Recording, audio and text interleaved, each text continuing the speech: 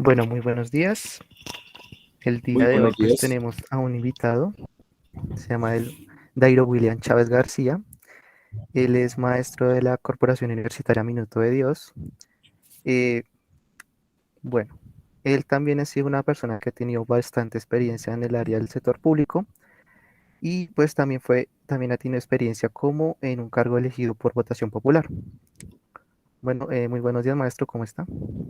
Muy buenos días, Javier Darío Bogotá Huérfano. Gracias por esta gentil invitación. Y como bien lo dice en la introducción, primero que todo, soy ingeniero industrial especializado en gerencia financiera, gestión pública, una maestría en energías renovables y una serie de diplomados actualizando algunos conceptos, sobre todo en el sector público, para poder impartir las clases, como es de finanzas públicas, contabilidad pública y otras que dicto y en la Universidad Minuto de Dios, aunque he pasado por la Gran Colombia, los Libertadores, la Escuela Militar José María Córdoba, la Escuela Superior de Administración Pública, en fin, docencia. Pero también hemos estado en importantes cargos, como ha sido jefe de servicios públicos del municipio de la Villa de San Diego de Ubaté, y estando ahí fue cuando yo renuncié para poderme postular por solicitud de la misma comunidad al cargo de concejal. Fue una labor ardua en ese momento, estamos hablando del año 1994, y logramos concertar una lista y de esa manera llegar al Consejo de la Villa de San Diego de Ubaté con 275 votos. Y una vez nos posesionamos en el año 1995, iniciamos una buena labor donde tramitamos 13 proyectos de acuerdo municipal, de los cuales fueron aprobados 7, dado que yo era el único que presentaba y sustentaba de la mejor manera los proyectos de acuerdo y lógicamente aprobando los acuerdos a solicitud de la administración municipal que repercutieran en beneficio a la comunidad. Todo esto, pues, lógicamente me creó cierto distanciamiento con los demás concejales, 13 en la corporación, pero eran 12 contra el ingeniero William Chávez. Y estando en esas vicisitudes y en una visita que hizo la gobernadora de Cundinamarca en ese tiempo, la doctora Leonor Serrano de Camargo, y quien me conocía, me sacó del consejo y me trajo a la gobernación de Cundinamarca, donde duré largos 13 años. Y hemos obtenido cargos también en el sector público, como jefe administrativo de la Secretaría de Hacienda, director encargado de la Dirección de Rentas, de la parte de impuestos departamentales, y profesional especializado en la Oficina de Análisis Financiero del Departamento de Cundinamarca. Posteriormente hemos sido asesores, consultores de muchos municipios, de la Secretaría de Planeación de Cundinamarca, de la Secretaría de Salud de Cundinamarca, gerente de proyecto del Fondo de Desarrollo de Proyectos de Cundinamarca, Fondecun, donde tuvimos el placer y el agrado de sacar adelante proyecto tan importante como es la creación de la ventanilla única, que tiene que ver con el registro, el impuesto de registro, comúnmente llamado anteriormente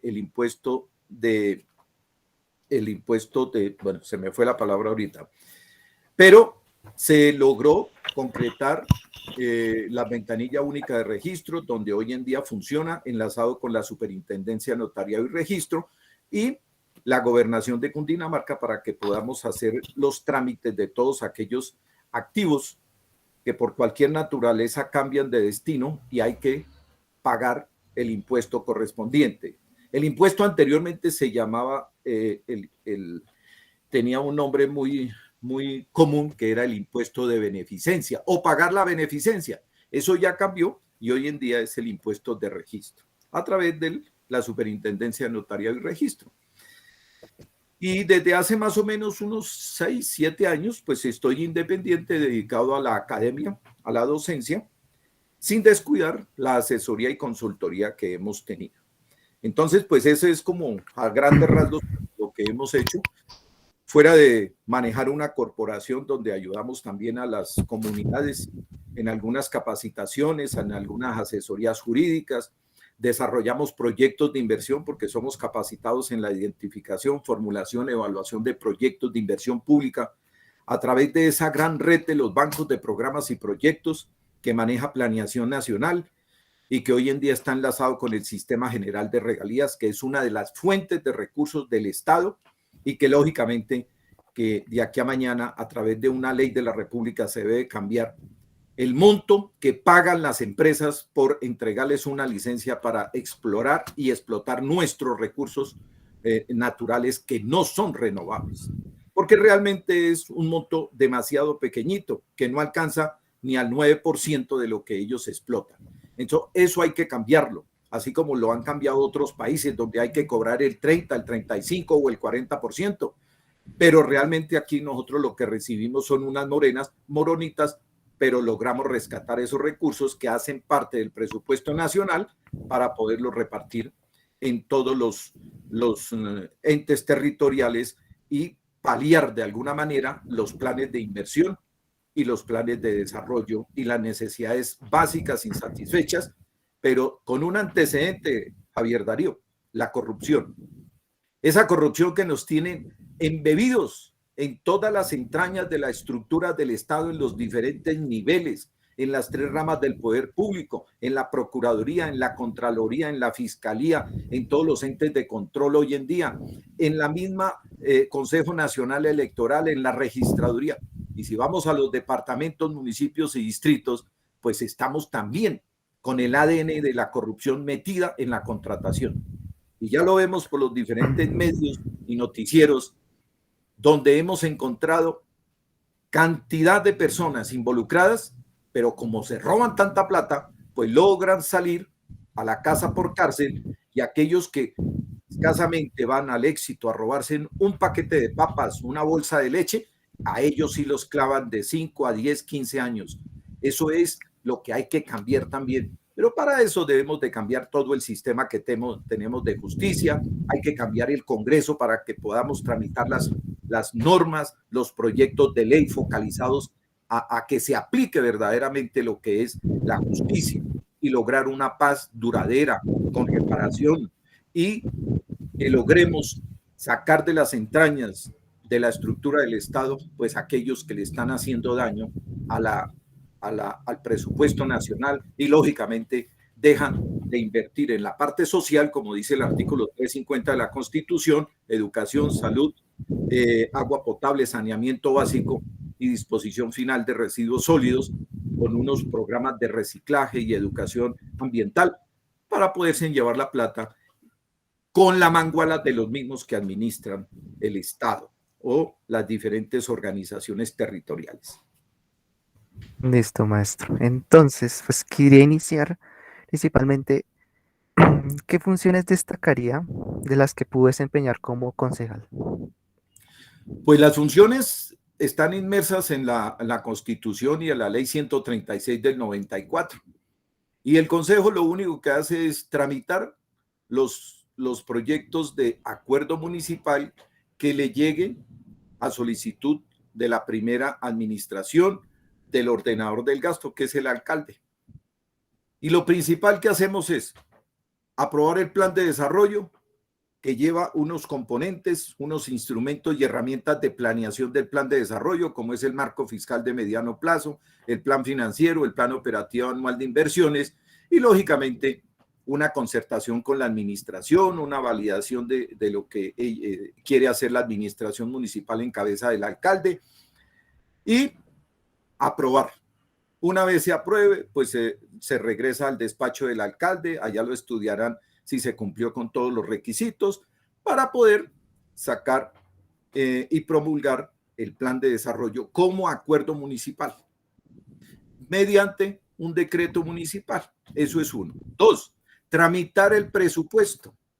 Y ese presupuesto es cada año, antes del 31 de octubre, deben de radicar en la Secretaría del Consejo el proyecto de acuerdo del presupuesto municipal para poderlo, a partir del 1 de noviembre, 2 de noviembre, que se instalan las sesiones ordinarias en los consejos municipales, de acuerdo a la ley 136 y la Constitución, darle trámite a través de la comisión pertinente y posteriormente, si ya ha sido aprobado en la comisión pertinente, la del plan, la del presupuesto, pues llegar a plenaria para ponerlo a consideración de todos los concejales y darle aprobación una vez se logren consensos.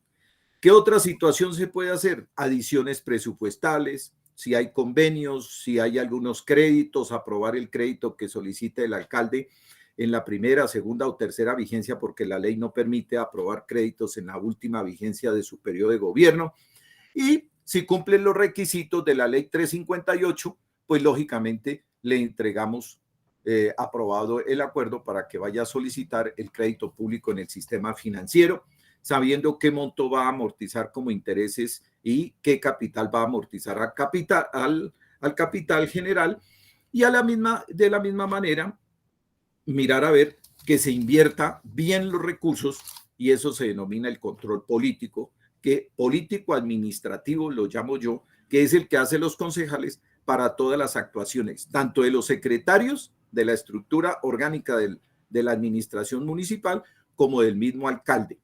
Entonces, eso es como lo más relevante. De resto son cosas relacionadas con salud, con educación, con problemas de orden público, con la parte de gobierno, con la parte de infraestructura, que hay que velar de acuerdo a las normas y sacar los acuerdos pertinentes, y algunas cositas muy pequeñas que es por iniciativa de los concejales, pero que tienen que ser consensuadas con el alcalde para poder darle trámite.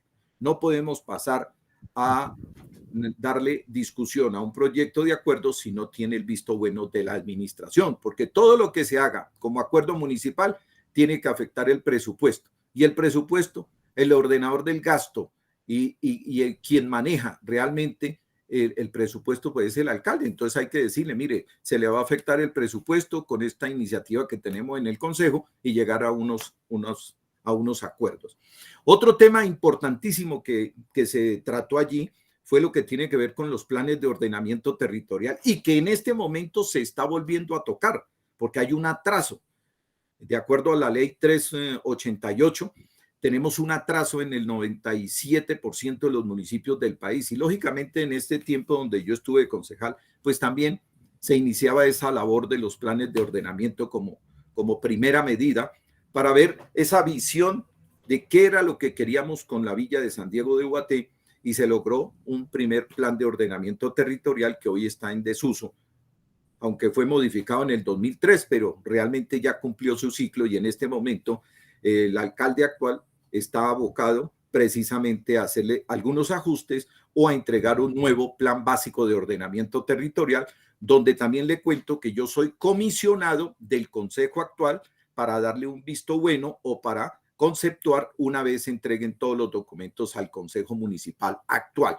Entonces, fueron muchas las labores que se hicieron: hacer control político, ir a hablar con las comunidades para mirar a ver cuáles son las necesidades y llevar esas necesidades a la administración, y que a través de la administración se les pudiera dar unas soluciones, como era acueducto, como eran redes de alcantarillado, las aguas lluvias, que en Ubaté hay un problema gravísimo de las aguas lluvias, porque colmatan las redes de alcantarillado y se inundan las calles donde se desbordan las aguas por la parte de las casas, y eso ha sido una problemática de toda la vida. ¿Pero eso por qué? Por falta de planeación, porque verdaderamente no ha existido una planeación, y así le sucede a muchos municipios del país, a la mayoría, porque no hay planeación y no hay responsabilidad de quienes manejan la parte de planeación para focalizar unas verdaderas redes separadas, aguas lluvias, aguas negras, y llevar a los colectores y posteriormente a las plantas de tratamiento. Y otro puntico pues que se hizo también fue la creación del Banco de Programas y Proyectos, que fue un acuerdo que también lo tramité y se le dio aprobación, y hoy en día está funcionando en Ubaté como una parte de la estructura de la Secretaría de Planeación y Desarrollo Urbanístico, el Banco de Programas y Proyectos, porque esa es una herramienta para conceptuar qué proyectos son los que deben estar inmersos en el Plan Operativo Anual de Inversiones en cada una de las vigencias, dándole prioridad a aquellos de mayor relevancia, ¿sí? Y sabiendo que en el primer año y casi en el segundo año los recursos son escasos, y entonces haremos cosas pequeñas. Y ya a partir de agosto del segundo periodo de gobierno, del segundo año fiscal, pues disponer de los recursos para aquellos proyectos de gran envergadura. Eso se logró hacer y hoy en día sigue funcionando, no hay ningún inconveniente. Muy bien. ¿Cuántos votos logró tener para llegar a ser concejal? En ese momento no eran muchos, porque nomás los votantes en esa época no llegábamos a 14,000. Entonces los votos fueron 275, porque usted sabe que los municipios se presentan cantidad de listas. ¿Sí? En mis listas fui uno de los, creo que el segundo o tercer más votado, y lógicamente logramos acceder con esos votos. 275, no se me olvida, y el número en el tarjetón era el 310. Eso no se le olvida a uno nunca. Marque el 310, Sí, William claro. Chávez, y listo. Pero también le cuento Listo, que hemos maestro. estado en otras acciones electorales. Yo estuve hace unos años atrás como candidato a la Cámara por Cundinamarca. Logramos sacar 3.700 votos, 3.785 votos, solo, sin ayuda. Y hace 2 años estuvimos en una lista cerrada también como candidato a la Asamblea de Cundinamarca, donde logramos 11.700 votos. Y en este momento, pues me han llamado ya de diferentes movimientos, sí, no partidos tradicionales, sino movimientos, porque los partidos tradicionales, usted sabe que hoy en día están ya en desuso, capa caída por el manejo y la manguala que han tenido con la corrupción y otras cosas, ¿no? Entonces me han llamado de 2, 3 movimientos donde quieren que yo participe en una lista nuevamente como candidato a la Cámara por Cundinamarca. Lo estamos analizando. Tomaremos la decisión en los primeros días de diciembre, porque el 15 de diciembre toca hacer la inscripción formal. Entonces vamos a ver, ¿no? Si logramos un consenso, si logramos una estabilidad, cuáles son las ayudas que nos van a brindar, porque cuando uno se mete en esto, pues uno tiene que tener algunos recursos, porque en Colombia cualquier campaña, sea la de un edil, sea la de un consejo, eso vale un montón de plata, porque aquí estamos enseñados a que todo hay que darles lo que yo llamo el famoso TLC, que estoy en contra de eso, que es el tamal, la lechona y la cerveza, el TLC. Entonces eso hay que acabarlo, hay que acabarlo. A la gente hay que venderle un buen programa, una buena imagen, unas buenas ideas, que si uno accede a una corporación pública, desarrollarlas en beneficio de la comunidad y no estarles comprando la conciencia y manipulando el voto, ¿sí? Primero lo prohíbe la ley, pero es lo que se hace. Y tenemos ejemplos en diferentes partes de la geografía nacional, y eso polulan los mercaderes de los votos. Y la gente con hambre, pues vende su conciencia. Entonces, eso hay que erradicarlo. Como también hay que bajar el salario de los congresistas, como también hay que bajar el número de congresistas. Somos 32 departamentos, incluyendo Bogotá, que es atípico, que tiene una ley orgánica especial, se considera un pequeño país. Pues somos 33 entes territoriales. ¿Para qué necesitamos 102 senadores y para qué necesitamos 267 representantes a la Cámara, más los que llegaron de los comunes, más los que vienen de las víctimas? Pues eso es una montonera. Entonces unifiquemos criterios, pongámonos de acuerdo, tramitemos un proyecto de ley reformando la Constitución y las normas que existen al respecto, ¿sí? Para bajar el salario y bajar el número de senadores, ojalá por ahí a 70, y de representantes a la Cámara que no sean más de 86. No necesitamos más. Pero eso es difícil por el manejo politiquero, no político, porque uno desde que nace y aprende a hablar está haciendo política, sino el manejo politiquero, ¿sí? Y el sesgo que tienen algunos que están encolchados en la estructura del Estado para nunca soltar el poder, porque son los que manejan los grupos económicos, financieros, el sistema financiero bancario de Colombia, que está permeado, todo está permeado, eso no hay que desconocerlo. Hoy en día ya lo sabemos por las redes sociales, anteriormente no se podía hablar con eso, y entonces veíamos a los congresistas como los dioses. Hoy en día no, son personas naturales y muchos no tienen ni siquiera universidad y asisten porque le compran su conciencia también para que vote los proyectos de ley, y eso ya lo sabemos. Son poquitos los que se rescatan, pero eso hay que cambiarlo. Pero para eso, ¿qué? Se necesita renovar el Congreso. Si no hay renovación del Congreso, siguen los mismos en el gobierno.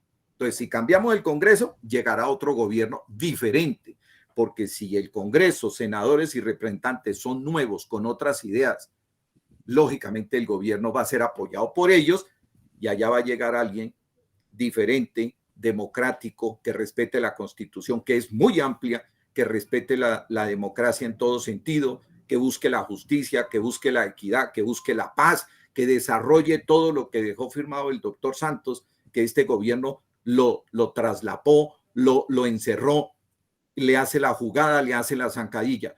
Pero eso es al interior, pero ya lo vemos que sale fuera del país y habla maravillas. No sabemos dónde está el país que él dice cuando sale al exterior. Estamos mirando en todo lado a ver dónde existe esa Colombia. Estamos aterrados Una de lo que utopía. está ahorita en Londres, ¿sí? En ese gran consenso que hubo ambiental. ¿Dónde está ese país que está hablando él de lo que ha hecho aquí? ¿Dónde están los 180 millones de árboles? Pero no habló de los 200 y pico de asesinatos. No habló de los asesinatos de los guardabosques, de los ambientalistas, de los líderes sociales, de los desmovilizados, de la gran desastre de la Amazonía, del gran desastre del Chocó, del Catatumbo, con los recursos naturales y las selvas arrasadas, fauna, flora, recursos hídricos y del fracking, ¿qué? Entonces, pues, eso hay que cambiarlo. Pero si llegamos con un Congreso nuevo, renovado, con otras ideas para cambiar la estructura y las bases, no se logra en 4 años, pero se inicia un ciclo porque se crean las bases. Así como Santos dejó unas bases para desarrollar la paz que va a 15 o 20 años de desarrollo, también podemos dejar las bases para unos nuevos gobiernos con ideas progresistas y más focalizados al campo, que hay que rescatarlo, a la juventud, que hay que tenerla inmersa en el emprendimiento real, verdadero, pero cuidando todo lo que es la fauna, la flora, el medio ambiente, y regresar al campo como despensa nacional y mundial, porque somos ricos en eso. Y cuidar nuestros recursos naturales, porque están arrasando con todo. Listo, maestro. En su época como concejal, ¿qué cree que le quedó pendiente por realizar en ese momento, dado esa función de concejal? Pues lograr algunos recursos focalizados en ese momento a la planta de tratamiento, que sigue siendo deficiente en este momento y hay restricción. Solamente se entrega agua cada 6 horas, 8 horas y en algunos sectores cada 8 días.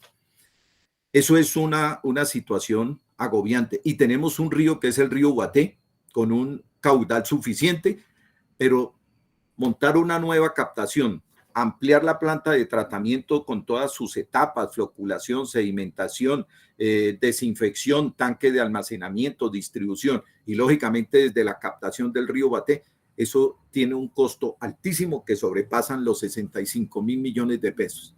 Y lógicamente el gobierno nacional no va a dar esa plata y el municipio no la tiene.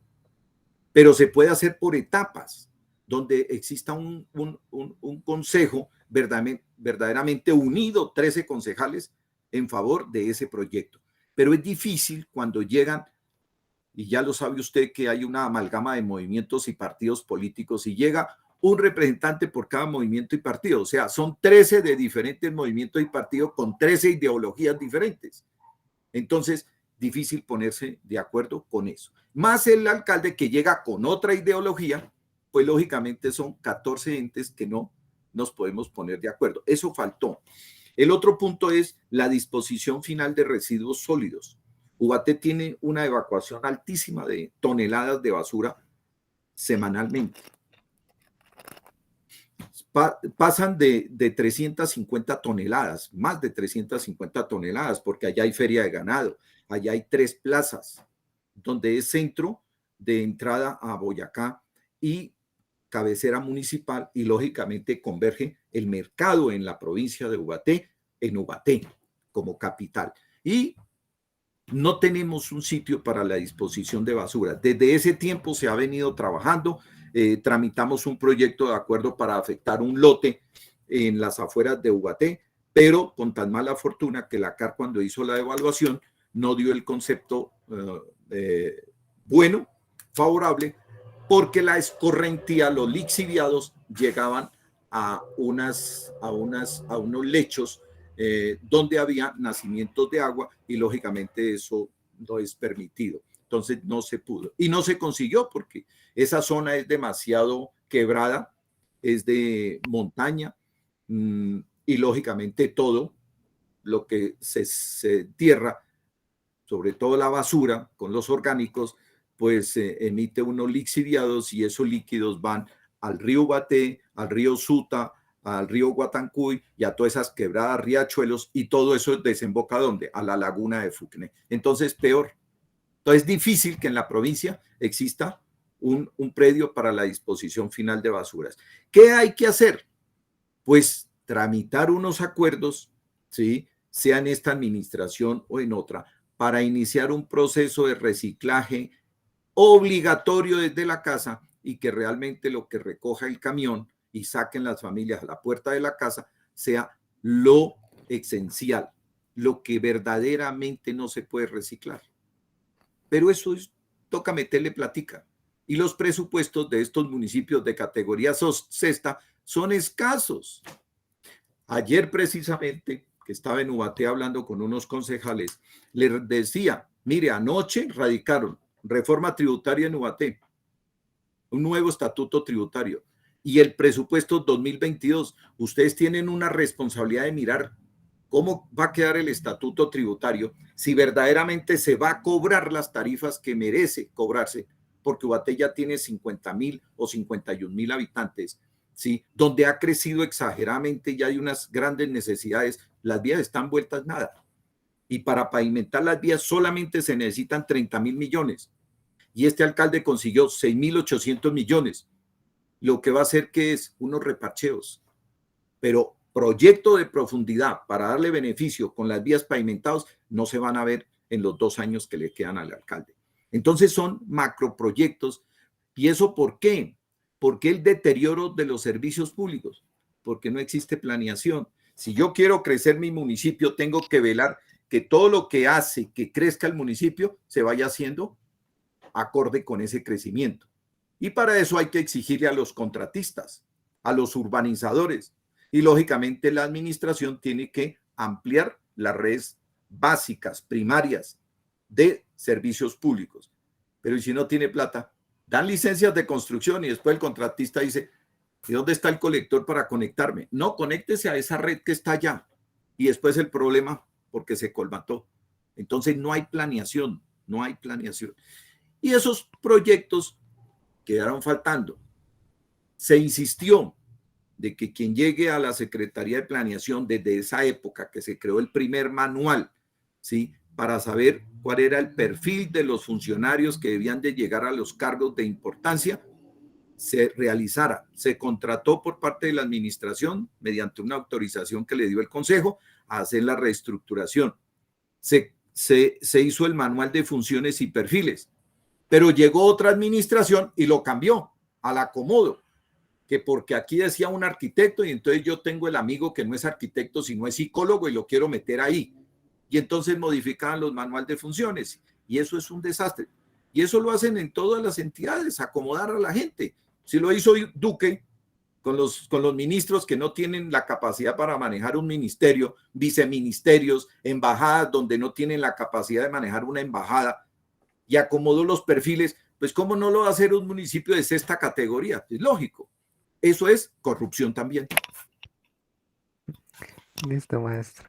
Digamos que ahora acercándonos un poquito más al tema Colombia, que ya como que iniciamos un poco en este aspecto, quisiera preguntarle sobre qué opina usted sobre la suspensión que hubo de la regla fiscal, que actualmente está suspendida, según lo tengo entendido, eh, que fue dado más que nada por el inicio de la pandemia, que necesitaban más recursos y la regla fiscal lo que genera es generar un mayor endeudamiento adquiriendo recursos para, bueno, en este caso supuestamente intentar apoyar a la situación de la pandemia mundial que empezó desde el año y que posteriormente pues ha generado un gran capital de endeudamiento con entidades extranjeras como el Banco Mundial, como en Estados Unidos, con diferentes países.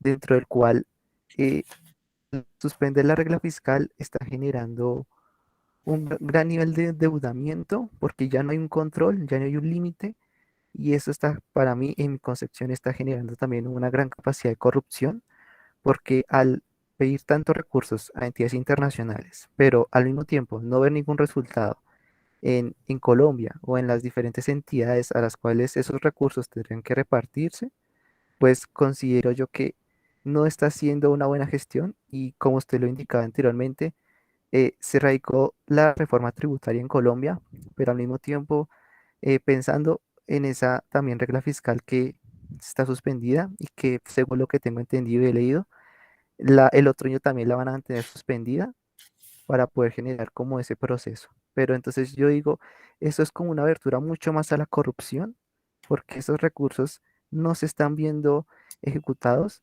en ningún proyecto y lo que digo es que no sé si este gobierno también se está aprovechando de esas situaciones para también sacar recursos de ahí. No sé usted qué opina al respecto. A ver, respecto a la regla fiscal, que eso va focalizado en la ley 1474 del 2011, pues sí, está suspendida porque entramos en una emergencia económica y de salud. Y fue una de las herramientas que el presidente con todos sus allegados, consejo de ministros, asesores, pues tomó esa decisión de suspenderla, con el fin de tener algunos recursos para paliar esta situación del COVID-19. Pues hasta ahí no hay problema. El problema radica es esa focalización de recursos para la emergencia. ¿Cuándo van a entregar cuentas? ¿Y esas cuentas son transparentes? ¿A quién le entregaron el mayor capital en contratación para paliar el COVID-19? Y cada vez que se le pregunta al presidente o a los ministros, se ponen sensibles, porque como es una emergencia, ellos no dan resultados, no dan una respuesta puntual.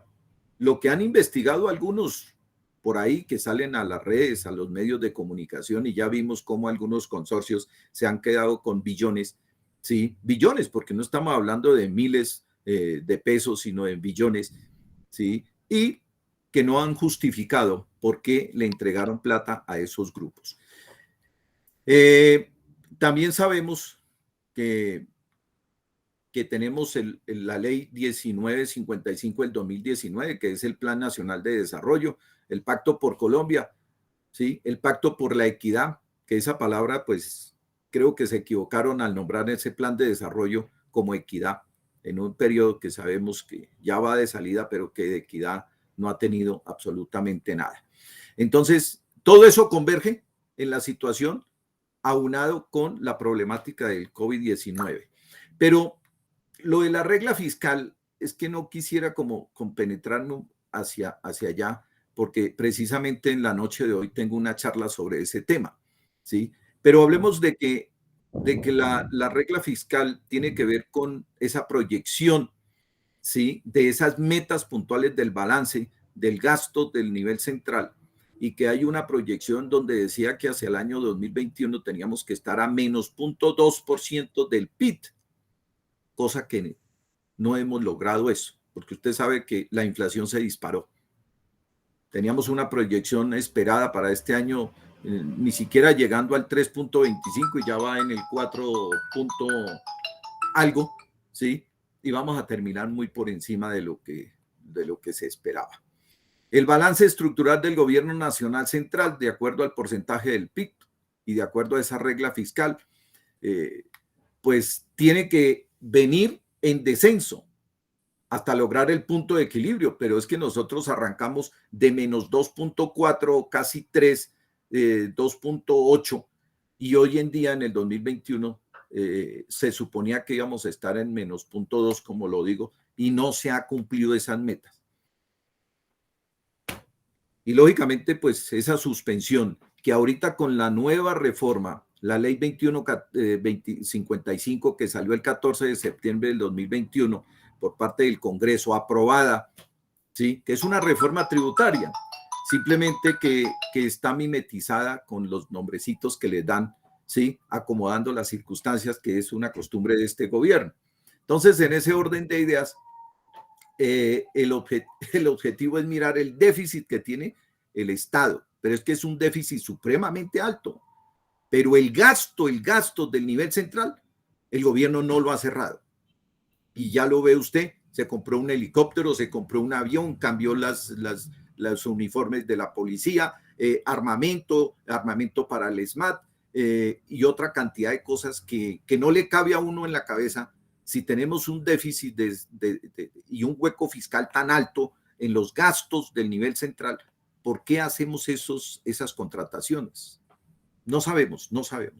Entonces, en ese momento, pues nosotros podemos decir que el gobierno central, que pasó del 34.2% del PIB en el 2012 al 50.3% del PIB en el 2019, solamente en el primer año de este gobierno, como deuda bruta del gobierno del nivel central. Entonces el golpe fue bárbaro y entró la pandemia.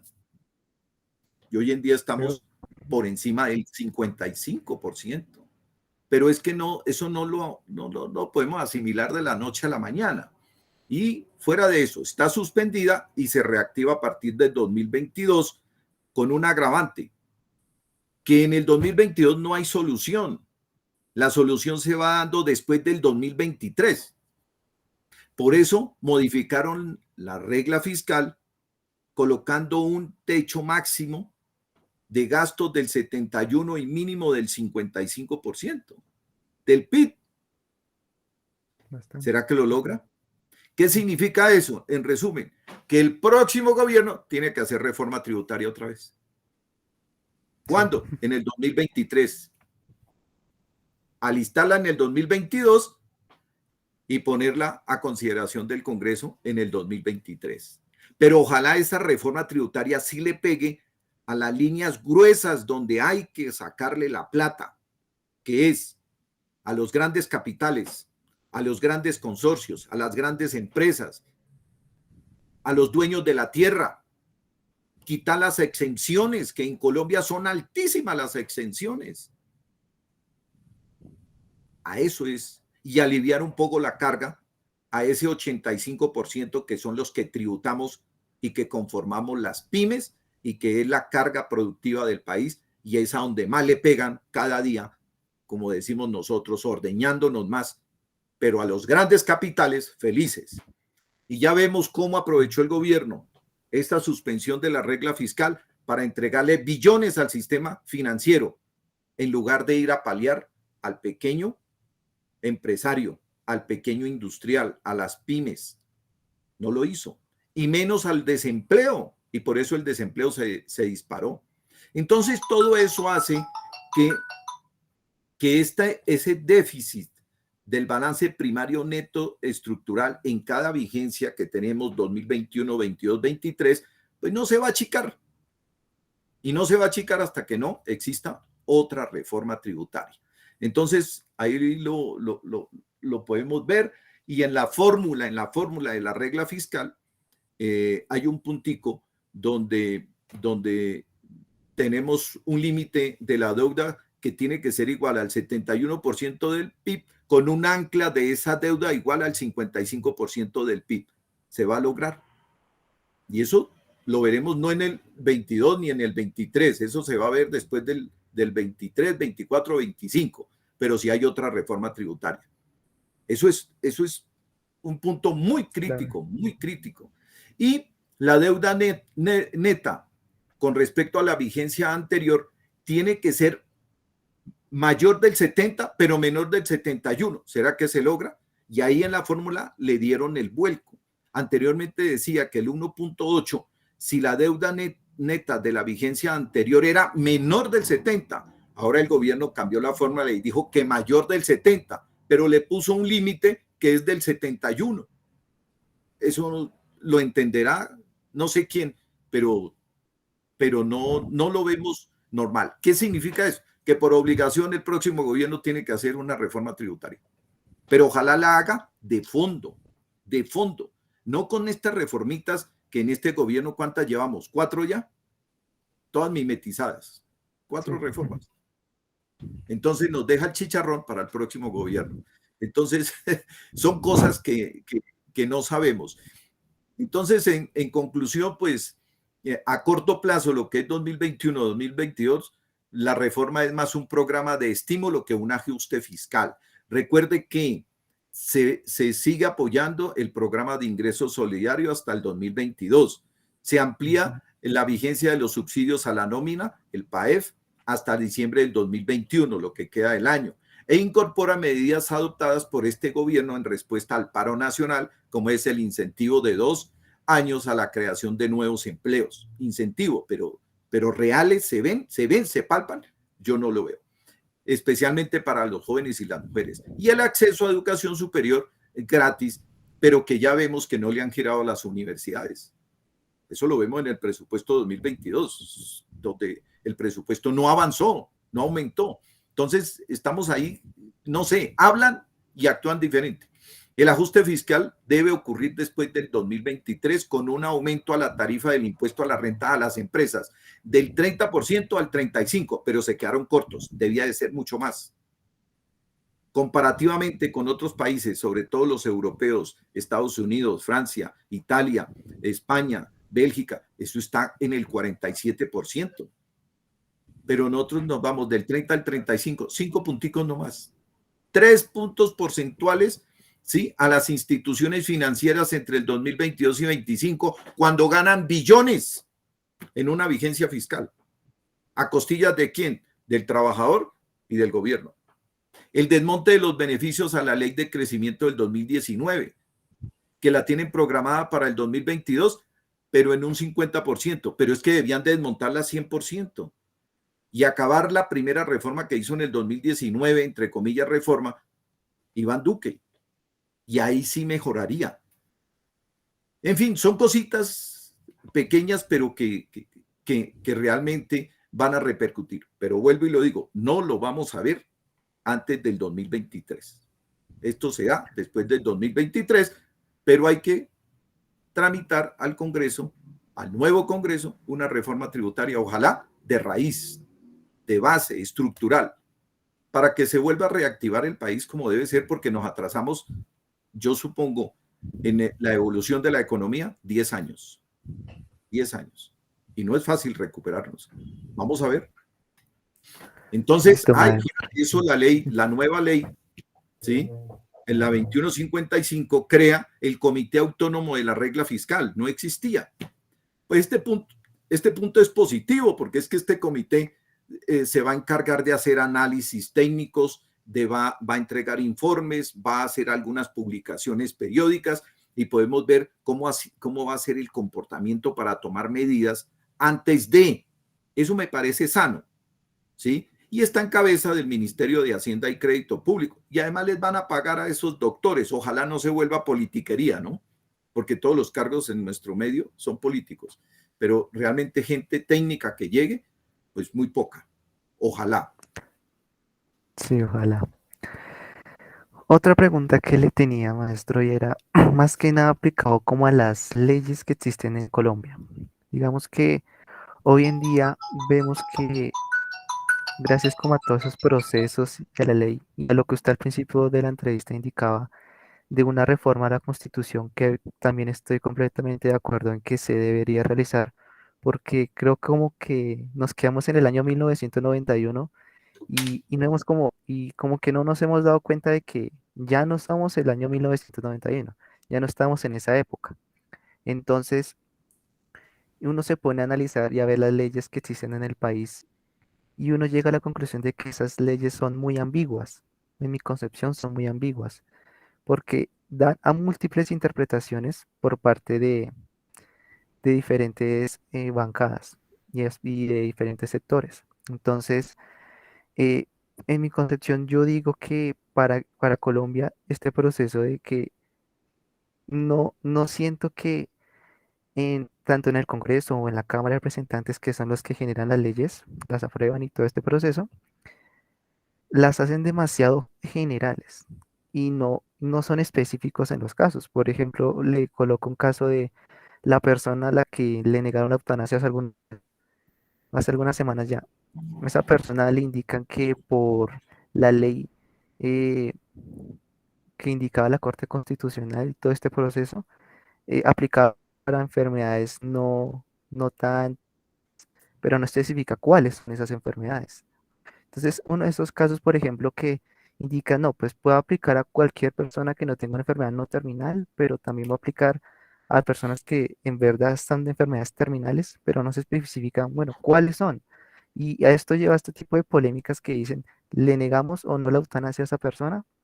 O por ejemplo, en la parte financiera o política tributaria, se puede ver que hay muchos vacíos en la forma de interpretación. Y si usted puede analizar, en muchos casos, muchos corruptos que terminan siendo acusados, terminan siendo o van para casa por cárcel o terminan libres porque utilizan a sus abogados para interpretar la ley como ellos consideren correcto y al final terminan usándola bajo sus propios beneficios. Entonces, vemos que también la ley influye tanto, no da ese castigo al delincuente, sino al que no lo es.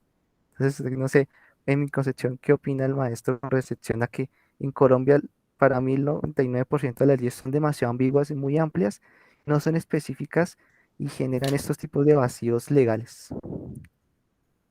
A ver, es que en resumen, eso es fácil de entender.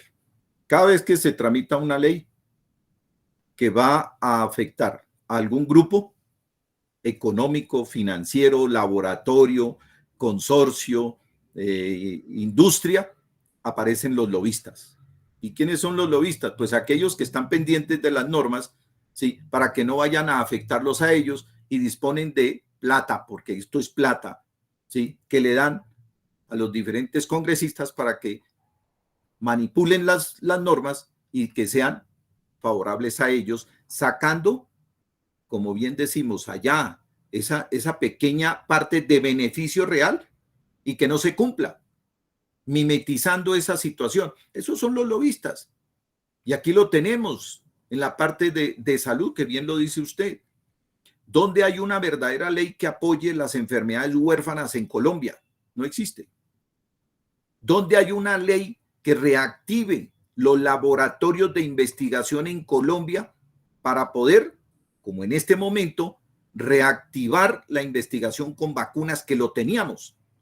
Pero por conveniencia política de un determinado gobierno acabó con eso para darle entrada a los laboratorios extranjeros y poder encarecer los medicamentos. Pero ese es el manejo politiquero de los gobiernos hacia los proyectos de ley que tienen que ver con la parte de educación, salud, bienestar. Eso es lo que hay que acabar. Pero mientras tengamos congresistas congraciados con la corrupción, amangualados con estos grupos que venden su conciencia, que salen, no sabemos cómo salen, porque alcanzan unas votaciones exageradas, lógicamente, con bolsas de dinero repartidas por todo lado, y llegan es a eso, a ponerle la zancadilla a la ley en favor de los grandes grupos económicos y financieros. Yo le doy un solo caso que lo vivimos. En la época del señor Uribe, cuando estaba de presidente, hubo el boom del alcohol carburante y del aceite también para convertirlo en etanol, con el fin de bajar el precio de la gasolina. ¿Recuerda? Se tramitó la ley, se estaba discutiendo en el Congreso y el gobernador de turno en Cundinamarca dijo, con esa ley podemos montar una planta de alcohol carburante en la zona del Gualibá, que es productora de caña de azúcar, y tenemos allá a Albán, tenemos allá a Villeta, donde se hace el Festival de la Panela y todas esas cosas. Y como es zona panelera, pues la vocación sería que aunado al esfuerzo de la agricultura, también tengamos una planta para transformar el jugo de la caña de azúcar en alcohol y poder aliviar un poco la parte en Cundinamarca. Salió la ley, la manipularon y la ley solamente le da cabida a los grandes consorcios e ingenios del Valle del Cauca. Y nadie más puede montar una planta de etanol y alcohol carburante. Y asimismo con la planta de la palma de aceite. Entonces, esa es la manipulación. Y lo mismo sucede con las vacunas. Lo mismo sucede con los medicamentos de gran complejidad para enfermedades complejas como esta, enfermedades huérfanas. No hay una norma que apoye.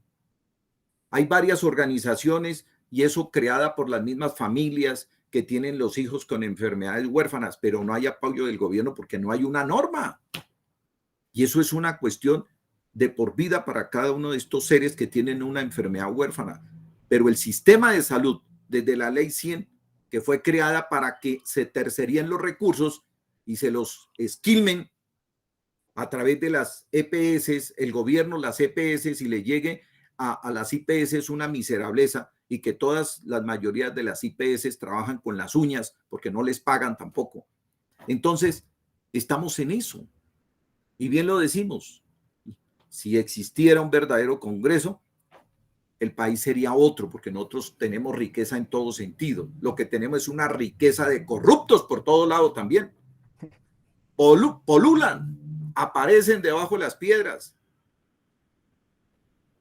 y con plata, cooptados los medios de comunicación, porque ya no hablan de los corruptos, cooptados los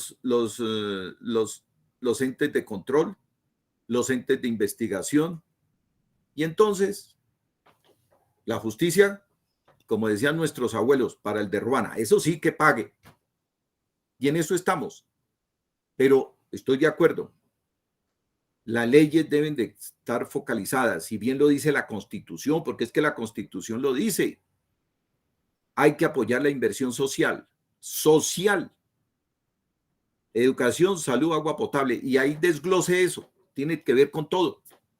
Y suplir las necesidades básicas insatisfechas. Pero no es posible que La Guajira le hayan metido millones y millones y no tenga agua. Yopal le hayan metido millones y millones y no tenga un plan de acueducto. Buenaventura le hayan metido millones y millones y no tengan un plan de alcantarillado. ¿Por qué? Por la corrupción. Pero sí permeamos de que nos arrasen con la selva, amangualados con el gobierno, porque ¿quiénes están en los territorios, antiguos territorios nacionales? Pues en los grupos Santo Domingo, Ardila Lule, los grandes amigos de los gobiernos que han financiado con esos recursos a que lleguen esos gobernantes a estos estamentos. Entonces hay que voltear la torta. Y vuelvo y digo, se logra si tenemos otro Congreso, y si tenemos otro Congreso hay que tramitar las leyes para tener una normalidad en el marco de la Constitución del 91, que para eso fue concebida. Pero no se ha podido desarrollar como debe ser. Y lo poco que desarrollan es para la manguala que siguen manejando durante 200 años el país. Sí, señor. Le doy la razón en eso. Y la última pregunta que le tengo, maestro, es, dado su base de experiencia en el sector público, eh, ¿se volvería a lanzar con total seguridad a otro cargo de elección popular o no? Sí, porque es que cuando uno está metido en la verdadera política, sana política, y además por tradición familiar, pues uno no deja eso, le pica. Por eso le digo, me han llamado de 2, 3 grupos. Ahorita me han entrado 2 llamadas que necesitan hablar conmigo. Y por ahí me tienen metido en un grupo para recoger firmas y yo dije que no y me tienen ahí metido y me tienen bloqueado. ¿Sí? Me toca retirarme y mandar una carta diciendo yo no acepté, hágame en el favor y me retiran de allá porque me tienen bloqueado. Pero si hay consenso de qué es lo que se puede llegar a hacer. Si salimos bien, si no, alguien tendrá que salir y lo apoyamos, pero que se siga el consenso y se desarrolle lo que se haya consensuado. ¿En beneficio de quién? De los grupos poblacionales que posiblemente nos apoyen, empezando por Cundinamarca, ¿no?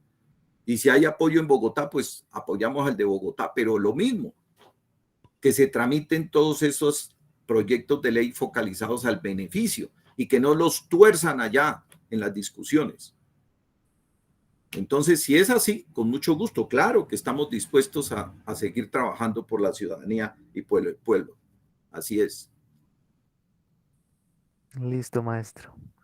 Entonces, pues, muchas gracias por su atención, por haberse dado la invitación. Pues espero que Gracias, pueda estar Javier, muy bien. a usted y Javier Darío, y ojalá pues esto le sirva para lo que estime conveniente. Y muchas gracias por invitarme y participar en esta charla. Igualmente, maestro. Un feliz día.